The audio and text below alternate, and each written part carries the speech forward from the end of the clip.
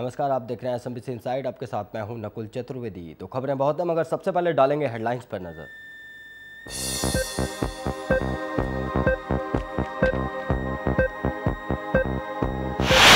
उत्तर प्रदेश में आज रैलियों का दौर। आगरा में बीजेपी की विजय संगनाथ रैली तो मुलायम ने बरेली में किया जनसभा को संबोधित। मोदी के आने से पहले आगरा में मुजफ्फरनगर हिंसा के आरोपियों का हुआ सम्मान।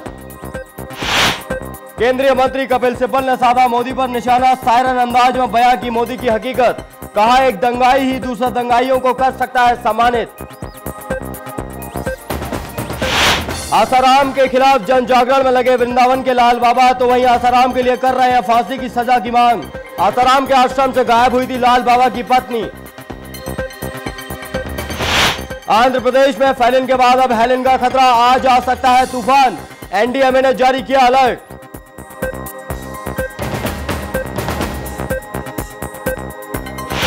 और कांग्रेस का स्टार प्रचार लगातार जारी। मध्य प्रदेश में कांग्रेस अध्यक्ष सोनिया गांधी तो जयपुर में पीएम मनमोहन सिंह की चुनावी रैली में किया यूपीए का गुणगान। और अब खबरें विस्तार से। बरेली में समाजवादी पार्टी की रैली को संबोधित करते हुए उत्तर प्रदेश के मुख्यमंत्री अखिलेश यादव ने कहा कि बसपा सरकार ने अपने शासनकाल में लूट मचाई थी और सपा सरकार राज्य को विकास की राह पर ले जाना चाहती है। अखिलेश ने मोदी का नाम लिए बगैर कहा कि गुजरात के शेर पर नकेल सपा कसेगी। मुख्यमंत्री ने कहा कि देश में आर्थिक संकट के लिए केंद्र की गलत नीतियां जिम्मेदार हैं। तो आपको बता दें कि आज रैलियों का दौर जारी है, जहां एक तरफ बरेली में मुलायम सिंह यादव और अखिलेश यादव ने रैली को संबोधित किया, तो दूसरी तरफ वहीं बीजेपी की शंखनाद रैली है आगरा में, जहां पर मुजफ्फरनगर दंगे के आरोपियों का भी सम्मान किया गया नरेंद्र मोदी के आने से पहले। तो आपको बताएं, लगातार ये लोकसभा चुनावों की तैयारी चल रही है सपा की और बीजेपी की, दोनों की ही। सपा चाहती है कि ज़्यादा से ज़्यादा सीटें यूपी में लेकर आए और बीजेपी चाहती है कि ज़्यादा से ज़्यादा सीटें यूपी में लेकर आए, क्योंकि जो केंद्र की सत्ता है यूपी से ही शुरू होती है। परिवर्तन करते हुए भाइयों, नौजवानों, बहनों, पत्रकार मित्रों, मोहम्मद आजम खान साहब ने राजनीतिक रूप से सबसे महत्वपूर्ण माने जाने वाले उत्तर प्रदेश में आज का दिन सियासी गहमा गहमी भरा है, क्योंकि सूबे के ब्रिज और रोहिलखंड क्षेत्रों में जहां सपा और बीजेपी की चुनावी रैलियां हुई, आगरा में बीजेपी के पीएम पद के उम्मीदवार नरेंद्र मोदी की रैली हुई, जिस पर सबकी निगाहें हैं। मोदी की इस रैली में मुजफ्फरनगर दंगों के आरोपी सुरेश राणा और संगीत सोम को सम्मानित किया गया नरेंद्र मोदी के आने से पहले। तो आपको बता दें कि यहाँ पर दोनों ही पार्टियां आमने सामने हैं। एक तरफ बरेली में सपा की रैली थी, जहां उन्होंने जनसभा को संबोधित किया, और दूसरी तरफ बीजेपी की विजय संखनाद रैली आगरा में, जहां काफी भारी जनसैलाब वहां पर उमड़ा हुआ है।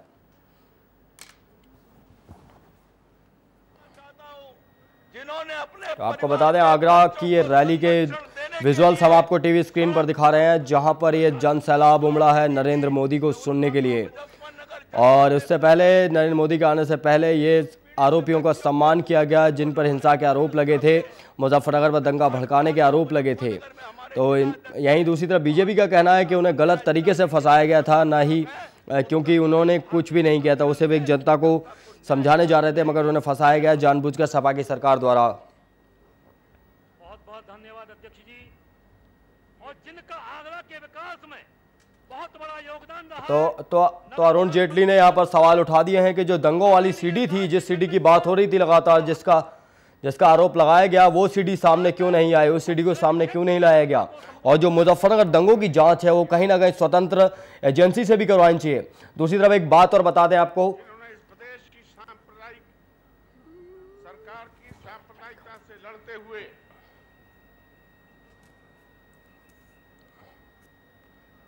बिल्कुल कहीं ना कहीं यहाँ पर बीजेपी ने आरोप लगाया है। बीजेपी नेता अरुण जेटली ने साफ तौर पर कहा कि जिस तरीके से इन लोगों को आरोप लगाकर इन लोगों को जेल में डाल दिया गया, एफआईआर लगा दी गई इनके ऊपर, तो उसका कोई तथ्य नहीं था सरकार के पास, मगर जबरदस्ती ये सब किया गया किसी एक समुदाय को रिझाने के लिए सपा सरकार द्वारा।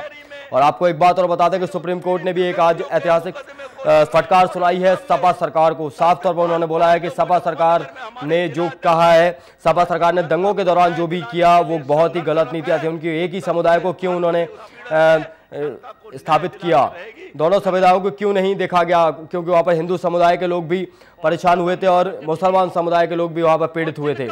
मगर यहाँ पर सुप्रीम कोर्ट ने एक फटकार लगाई है सपा सरकार को, एक तरफा कार्रवाई की। आदरणीय लालजी टंडन को कि वो आए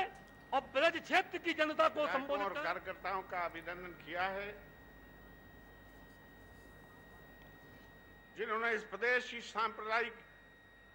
सरकार की सांप्रदायिकता से लड़ते हुए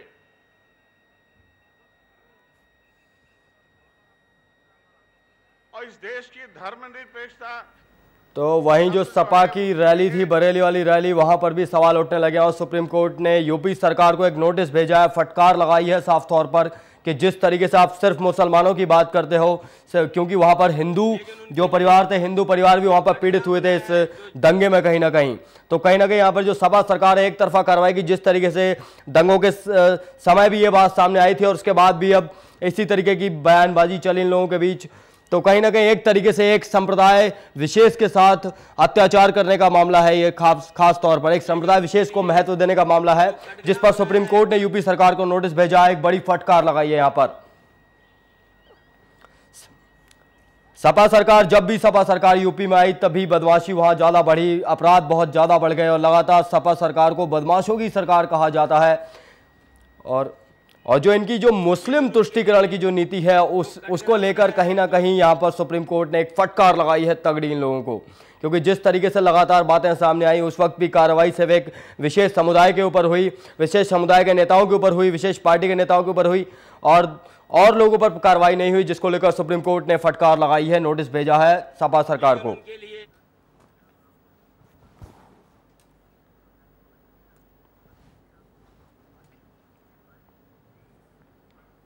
तो इस खबर पर हमारे साथ जुड़ रहे हैं विशेष संवाददाता हमारे लखनऊ से विक्रम राव। विक्रम, जिस तरीके से यहां पर सुप्रीम कोर्ट ने नोटिस भेजा है, फटकार लगाई है सपा सरकार को, क्या है पूरा मामला? जी बिल्कुल, जैसा कि जब से समाजवादी सरकार उत्तर प्रदेश में आई है तभी से लेकर आज तक और खासकर मुस्लिमों को लुभाने के लिए, मुस्लिम वोट बैंक को लुभाने के लिए लगातार तभी से जब से सत्ता में आई तभी से लेकर आज तक लगातार उनके पक्ष में ही बयानबाजी करना और जो भी कार्रवाई की जाती थी वो लगातार मुस्लिम के पक्ष में को एक तरफा कार्रवाई की जाती थी। और जो मुजफ्फरनगर में दंगे हुए हैं उसमें भी जो भारतीय जनता पार्टी के जो दो विधायकों को भी गिरफ्तार किया गया था और उसके बाद किसी और की गिरफ्तारी नहीं हुई थी। और उसके बावजूद भी जो आजम खान को खुश करने के लिए एक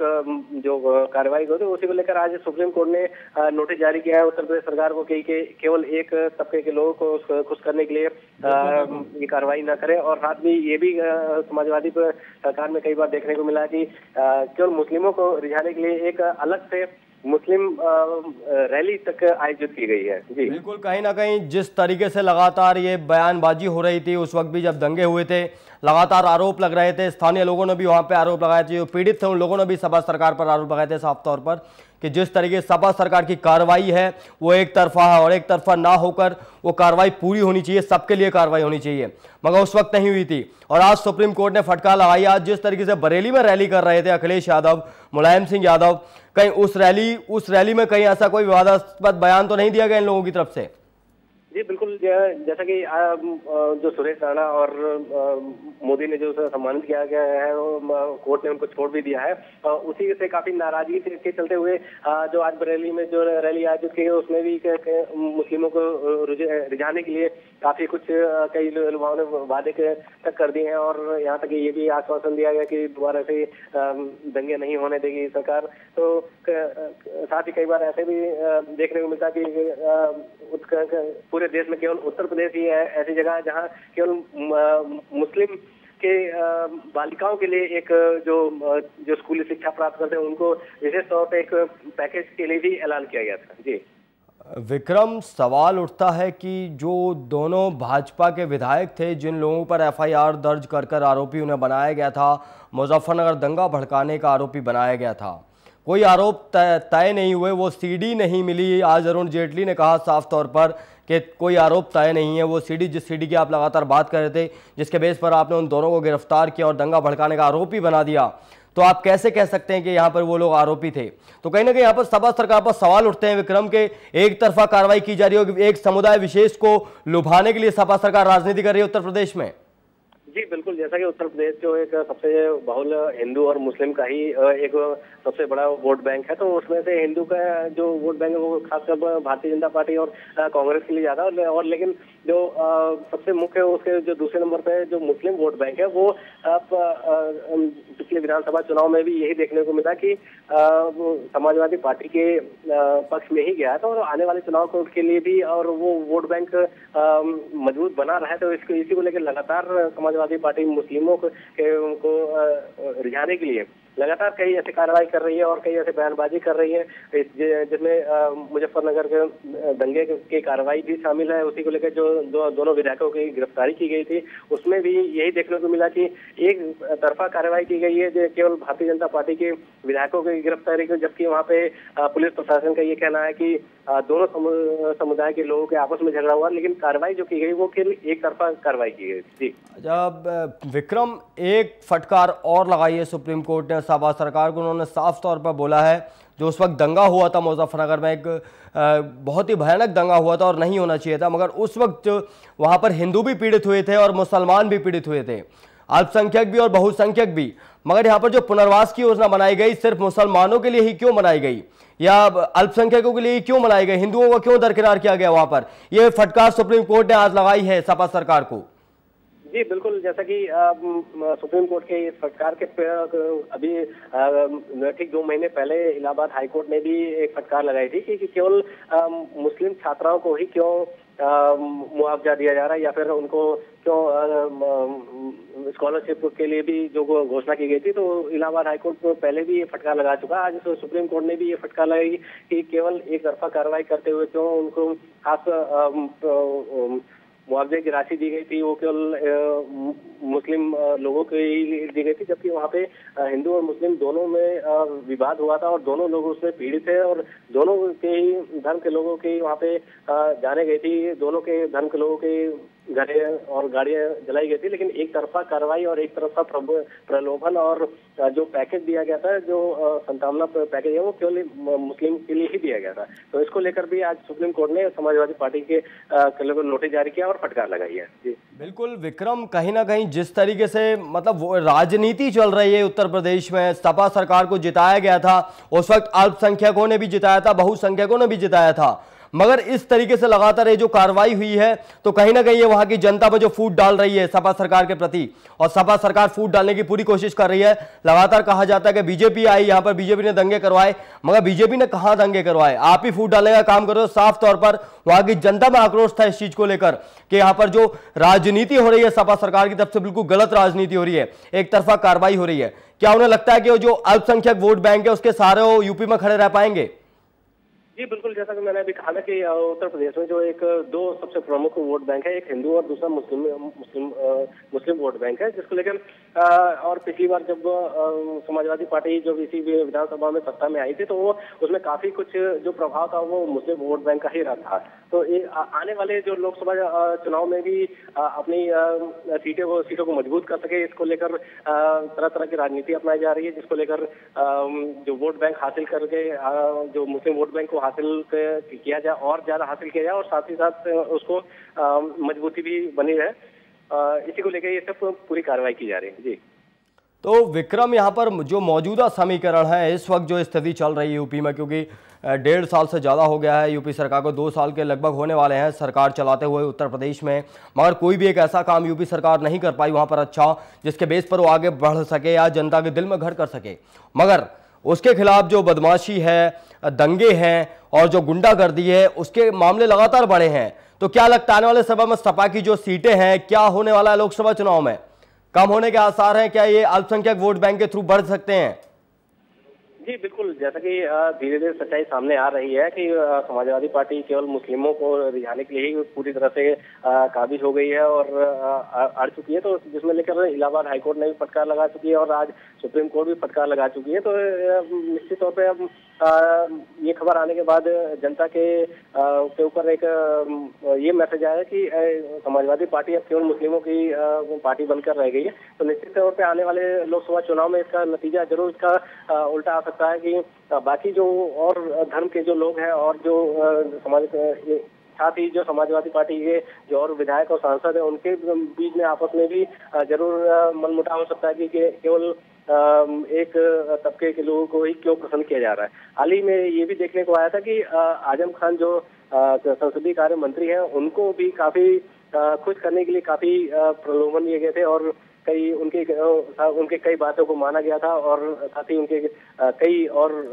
लुभावने कार्य किए गए थे। जी, तो कहीं ना कहीं यहाँ पर जो सपा सरकार है सवालों के घेरे में, और इन सभी सवालों के जवाब अब उसे सुप्रीम कोर्ट को देने हैं, क्योंकि जनता को नहीं दिए सवालों के जवाब, मीडिया को नहीं दिया आपने सवालों के जवाब, मगर सुप्रीम कोर्ट को तो आपको सवालों के जवाब देने पड़ेंगे। अच्छा विक्रम, एक सवाल और कि यहाँ पर कहीं ना कहीं थोड़ा बहुत फायदा जो सपा इस वक्त कर रही है, इसका फायदा बीजेपी को मिलने वाला आने वाले समय में? जी बिल्कुल, जैसा कि जो आज रैली में देखने को मिला कि साफ तौर से इसमें बीजेपी को काफी बड़ा फायदा मिल जाएगा, क्योंकि आज जो दो विधायक जो मुजफ्फरनगर के जो दो भाजपा के विधायक जिनको गिरफ्तार कर दिया गया था, उनके खिलाफ कोई पुख्ता सबूत न मिलने की वजह से जो उनको रिहा कर दिया गया था, एक तो ये काफी पॉजिटिव रहा बीजेपी के लिए। और दूसरा जो सुप्रीम कोर्ट ने ये जो नोटिस भेजा और फटकार लगाई कि केवल मुस्लिमों को खुश करने के लिए कोई कार्रवाई या रैली न करे, तो निश्चित तौर पर ये बीजेपी के लिए काफी फायदा साबित हो सकता है, क्योंकि अब ये बात खुलकर सामने आ चुकी है कि जो समाजवादी पार्टी है वो लगातार एक वोट बैंक को हासिल करने के लिए पूरी राजनीति कर रही है। तो आने वाले चुनाव में निश्चित तौर पे बीजेपी को ही फायदा होने वाला है, क्योंकि उत्तर प्रदेश में जो लोकसभा की जो सीटें हैं वो जिसमें बीजेपी काफी अच्छा स्कोर करती आई है, तो आने वाले चुनाव में भी बीजेपी को काफी फायदा हो सकता है इन दो मुद्दों पे। चलिए विक्रम, आपका बहुत बहुत धन्यवाद हमारे साथ जुड़ने के लिए, हमें तमाम ताजा अपडेट देने के लिए। तो लखनऊ से हमारे संवाददाता विक्रम राय वो हमें ताजा जानकारी दे रहे थे। बड़ा सवाल उठता है कि क्या सपा सरकार एक विशेष समुदाय के वोट बैंक को हासिल करके आने वाले लोकसभा चुनाव में सरकार बनाने की बातें करती है या यूपी पर राज करने की बातें करती है, क्योंकि यूपी में अल्पसंख्यकों की संख्या भी बहुत है और बहुसंख्यकों की संख्या भी बहुत है। मगर क्या इस तरीके से राजनीति करने से क्या वो देश की राजनीति में उस मुकाम तक पहुंच पाएंगे जहां पर वो पहुंचने की बातें करते हैं? ये एक बड़ा सवाल है। फिलहाल यहाँ रुकेंगे एक ब्रेक के लिए, देखते रहिए असम इनसाइड।